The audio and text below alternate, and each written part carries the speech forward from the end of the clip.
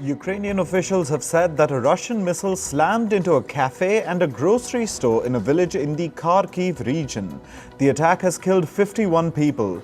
People in the cafe were holding a memorial service when the missile hit, reducing the building to rubble. The attack was the deadliest in the Kharkiv region since Russia invaded Ukraine last year. Moscow has not commented on the attack. Meanwhile, Russian President Vladimir Putin has said that Ukraine's military and economy would collapse in days if foreign aid dried up. He made the remarks at a forum in Moscow.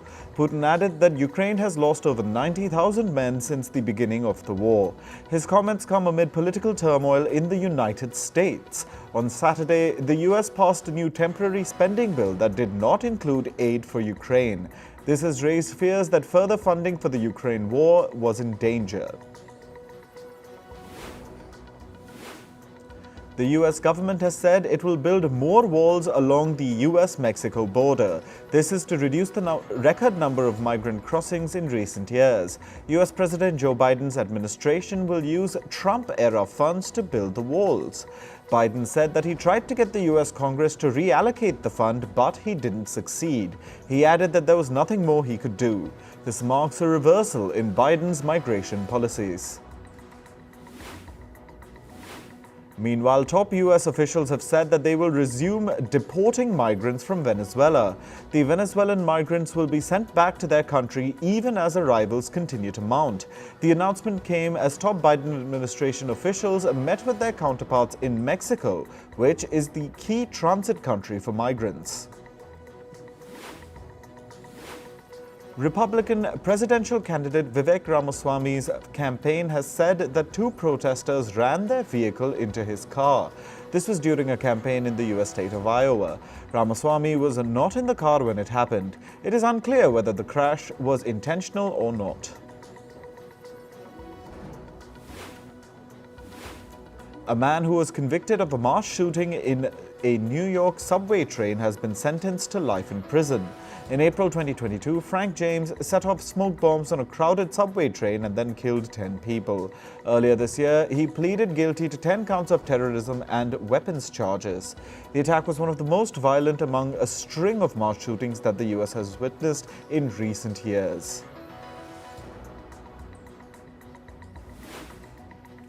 The US has said it shot down an armed Turkish drone operating near its troops in Syria. This is the first time that Washington has brought down an unmanned aircraft of its NATO ally, Turkey.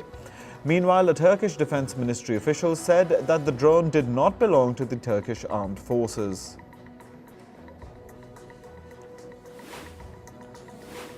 At least 100 people were killed in an attack on a military academy in Syria.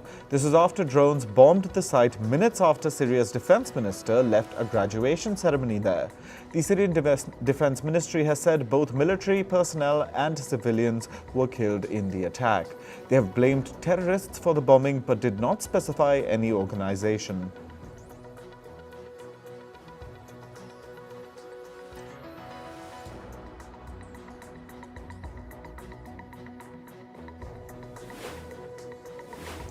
Israeli troops have killed 2 Palestinian gunmen during clashes in the occupied West Bank. The Israeli military said that the 2 Palestinians were in a car and they fired shots at an Israeli vehicle. After this, the soldiers reportedly shot both of the Palestinians in a gunfight. Israel added that 5 of its soldiers were wounded in the encounter.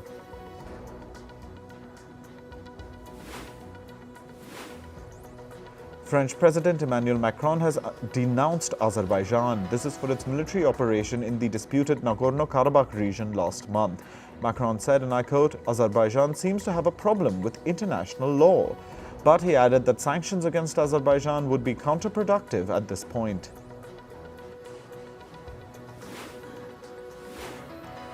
Iranian security forces have reportedly arrested the mother of Armita Gerevand, this according to an Iranian rights group. Earlier this week, Gerevand was arrested for not wearing a hijab, which is mandatory for women in Iran.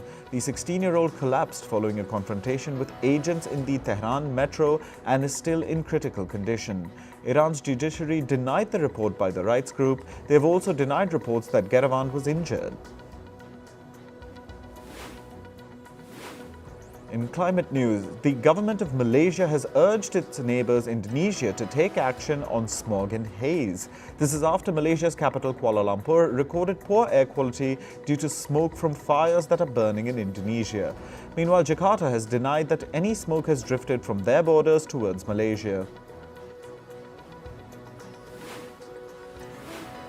Over 3,000 people were evacuated from the Spanish island of Tenerife yesterday. This is due to raging wildfires. Authorities say that the flames have burnt down over 15,000 hectares of land. Tenerife and nearby islands have been battling wildfires since August.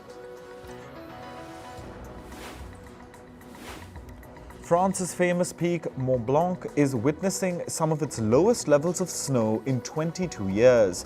Researchers say that the mountain has lost more than 2 meters of snow due to warmer than usual summers. Topographers say that Mont Blanc's height is measured by the amount of snow on it. With lower amounts of snow on the peak, its height is said to have decreased.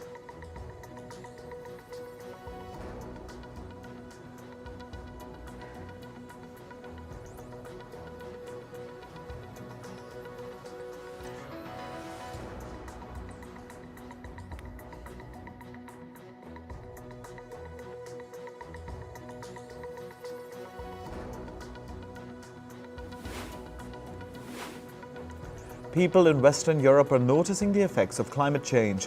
Hundreds are flocking to the beach due to warm weather in Portugal, Italy and France. Some Europeans are saying that a few years ago, it was not possible to head to the shores in October as winter would start setting in. The South American nation of Ecuador held a tree plantation drive in the capital, Quito, yesterday. Hundreds of people took part in the sapling plantation marathon. This is the 6th consecutive year that Ecuadorians have planted trees in Quito. Over 2 million plants across 292 species have been planted during these annual drives. A recent UN report says that millions of children are being displaced due to extreme weather. According to the study, at least 43 million children were forced to flee their homes between the years 2016 and 2021. The report says that the major climate events causing the exodus are floods, cyclones, and droughts. The year 2023 is on track to become the hottest year on record. This is according to a report by the European Union. Scientists say that this year's temperatures are 0.52 degrees Celsius higher than average. The study cites human action as the primary cause for the rising temperatures. The UN has pledged to invest over $9 billion towards climate change mitigation. 25 countries have joined the pledge in a bid to help vulnerable nations cope with climate disasters. The money has been allocated for the Green Climate Fund and will be utilized in projects from 2024 to 2027. The biggest backers of this program are Germany, Japan, France, and the UK. Chemicals from road-making material are flowing into England's rivers. Officials who tested the levels of contamination in water bodies say at least 145 water bodies have been exposed to the harmful substances. Last month, the pollutant monitoring body said that over 1,200 water bodies had become polluted due to road-making chemicals. On to business and tech news now. The CEO of search engine firm DuckDuckGo has said that a potential contract with Apple failed because of Google's dominance. The contract was to make DuckDuckGo the default search engine on the Safari browser. The search engine CEO said that Apple was reluctant to give up on Google's multi-billion-dollar paychecks. Google allegedly paid Apple $10 billion annually to make it the default search engine on Safari. Meanwhile, there's another complaint against Apple and Google. South Korea has accused both the big tech firms of abusing their dominant position in the app market. The country's telecom regulator has said that the companies forced app developers into specific payment methods to earn commissions. They also allegedly caused an unfair delay in their app reviews. South Korea's telecom regulator has warned of a potential fine of up to $50 million for Apple and Google over their monopolistic behavior. Meanwhile, Amazon and Microsoft may face an investigation in the UK. This is for their alleged dominance in the country's cloud market. The companies allegedly made it difficult for businesses to use multiple cloud technology suppliers.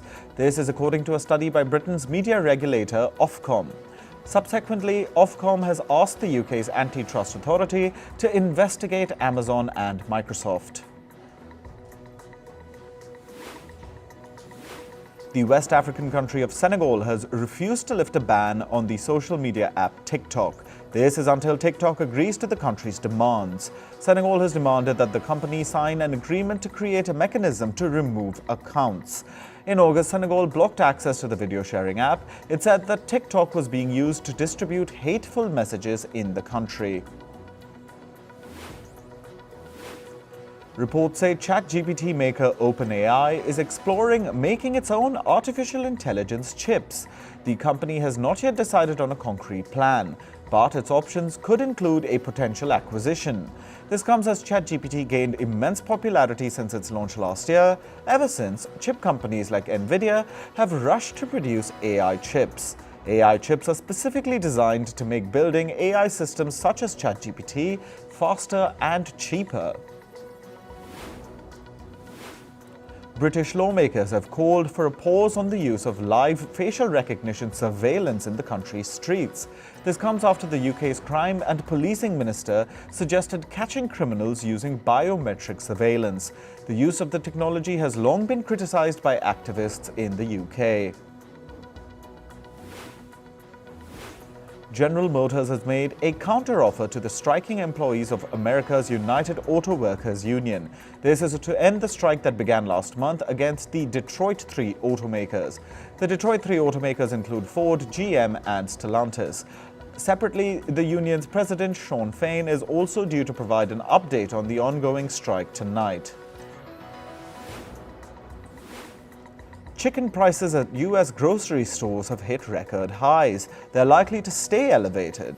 This is because Tyson Foods and other companies have cut back on poultry production to boost their profit margins.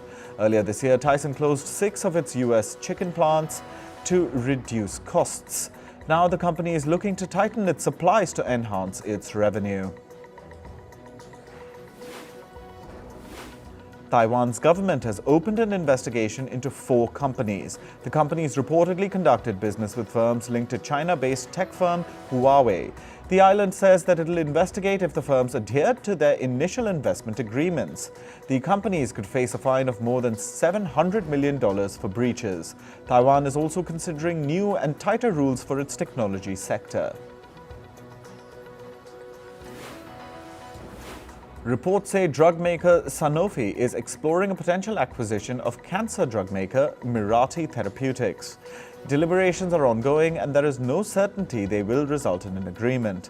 In December last year, the US health regulator approved Mirati's lung cancer drug Krazati.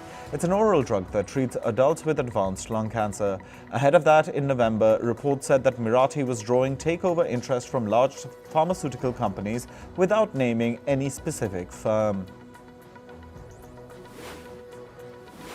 Moving to sports, let's begin with updates from the Asian Games. India won bronze in archery in the women's recurve team event. The trio of Ankita Bhakat, Bhajan Kaur and Simranjeet Kaur beat their Vietnamese opponents 6-2 to finish third. The Indian women's kabaddi team cruised into the final earlier today. They beat Nepal 61-17 with a dominating offense. India will now face Chinese Taipei in the final on Saturday. The last time these two teams faced each other, the match ended in a 34-all draw. India beat Bangladesh by 9 wickets to reach the men's cricket final at the Asian Games. Bangladesh batted first and scored 96 runs in their 20-over innings. India chased down the target in just 9.2 overs. Tilak Verma scored an unbeaten 55 runs to guide the men in blue to victory. India will play the final against either Pakistan or Afghanistan tomorrow. Moving to the Cricket World Cup, New Zealand beat England by 9 wickets in the big tournament opener. England batted first and scored 282 runs in their 50 overs. New Zealand had a strong performance with the bat. Devon Conway scored an unbeaten 152 runs for the Black Caps. He was joined at the crease by Rachin Ravindra, who scored an unbeaten 123 runs. Some concerning news for Indian fans. In-form batter Shubman Gill is not feeling well. He's reportedly tested positive for dengue. Gill is undergoing treatment and has not attended practice sessions. Reports say Gill is likely to be dropped from India's World Cup opener against Australia on Sunday. In football, Liverpool beat Union Saint-Gilloise 2-0 in the Europa League. The match was played at Anfield last night. Ryan Gravenberch scored in the 44th minute to give Liverpool the lead. In the second half, the Reds had multiple attempts on goal but couldn't find the net. Then, 2 minutes into second half injury time, Diogo Jota scored the second goal for Liverpool. 4 Paris Saint-Germain players have been handed a one-match suspension by Ligue 1. The footballers were found guilty of making homophobic chants. They joined abusive PSG fans during a home game against Marseille last month. The suspended PSG players include Randal Kolo Muani, Ousmane Dembele, Achraf Hakimi and Laymin Kurzawa. Argentina have called up their talisman Lionel Messi for the upcoming World Cup qualifiers. This is despite Messi being unfit due to a hamstring injury. Messi is currently in the US with his Major League Soccer club Inter Miami. The leg injury has forced Messi to miss 3 of the last 5 games for his club. Argentina next play Paraguay in the World Cup qualifiers on the 13th of October. In tennis, world number 1 Aryna Sabalenka has advanced to the China Open quarterfinal. The Belarusian beat Italy's Jasmine Paolini 6-4, 7-6. Sabalenka will face world number 5 Elena Rybakina in the next round. In golf, a large fire broke out at the Marco Simone Golf Club in Italy's capital, Rome. This comes less than a week after Europe beat the US to clinch the Ryder Cup at the very same golf course.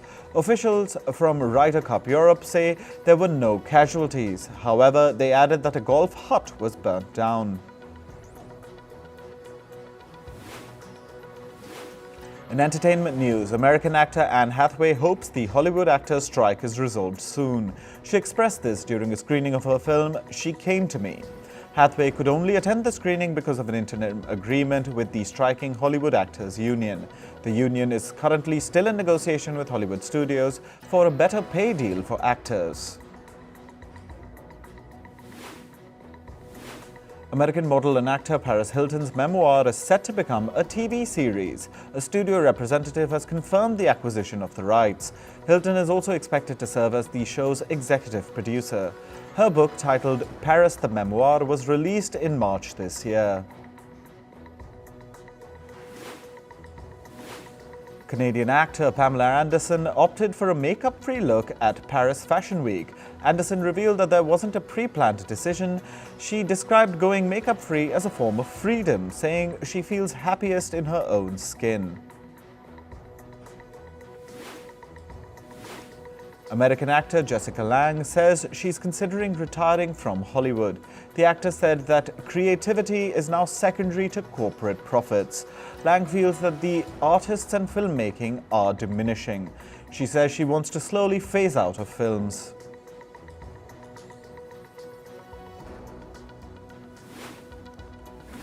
Singer Taylor Swift continues her record-breaking streak. Advance bookings for her Eras Tour film have already surpassed $100 million. The film is set to hit 8,500 theaters in 100 countries on October 13th. Taylor Swift's Eras Tour film will capture the concert's finest moments.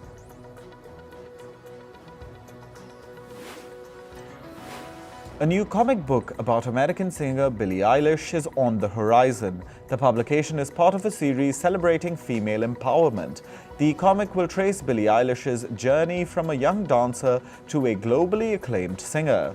The book will be available from October 10th. Production on a Martin Luther King Jr. biopic is underway. The production company is in talks with comedian Chris Rock to direct and produce the film. Legendary director Steven Spielberg is expected to serve as the executive producer. American showrunner Brian Fuller has been sued for sexual harassment. The producer Sam Weinberg filed the case on Wednesday. He alleged that the harassment took place on the sets of Queer for Fear in 2021. Fuller's lawyers deny the charge and are preparing to file a defamation case against Weinman. American singer Jason Derulo is being accused of sexual misconduct. Aspiring singer Imaza Gibson alleged that Derulo asked her for sexual favors. She also says she was given inappropriately large amounts of alcohol during their recording sessions. Gibson's attorney says that Derulo's behavior towards the young artist was despicable. Once upon a time in Hollywood actor Keith Jefferson has passed away after battling cancer. He was 53 years old. Jefferson was also a producer, voiceover artist, and acting coach.